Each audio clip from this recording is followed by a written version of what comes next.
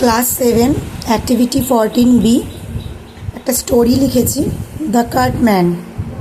Once a cartman driving a cart through a village road. The road was muddy. একদিন একটি কার্টম্যান অর্থাৎ যে কিনা গরুর গাড়িকে কার্টম্যান বলা হয়, গরুর গাড়ির যে চালক তাকে কার্টম্যান বলা হয়। হ্যাঁ, যে কিনা একটা গ্রামের রাস্তা দিয়ে যাচ্ছিল। The road was muddy. Muddy মানে কি, রোডটা পুরো কাদা ছিল, কাদাময়।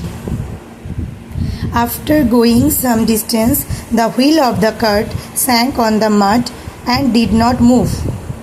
কিছুটা সময় যাওয়ার পর তার সেই কার্টের যে চাকাগুলো ছিল সেগুলো কাদায় আটকে যায়, তাই সে আর সরতে পারছিল না।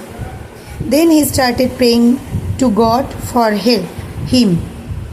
তারপরে সে শুরু করে ভগবানের কাছে প্রার্থনা, সাহায্যের জন্য। God appeared in the disguise of a wise man and asked the cartman to put his shoulder to the wheel.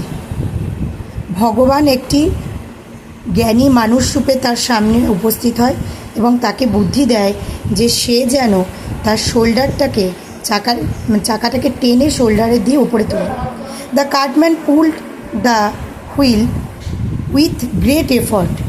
সেই কার্টম্যান অনেক কষ্ট করে টেনে চাকাটাকে ওপরের দিকে তোলে। All a sudden the cart move. হঠাৎ করে সেই কার্টটি মুভ করে অর্থাৎ চলতে শুরু করে। তো দেখো এখানে গড বানানে কিন্তু আমি ক্যাপিটাল লেটার ইউজ করেছি। এখানেও দেখো গড বানানে, কেন বলো তো, মাঝখানে হলেও ভগবানের নাম, ভগবান ইংরেজি গড, তাই এখানে এটা কিন্তু ক্যাপিটাল লেটারে হবে। আর এটার নাম দেওয়া হয়েছে দ্য কার্টম্যান। তোমরা দ্য কার্টম্যান অ্যান্ড দ্য গড এটা লিখলেও হবে।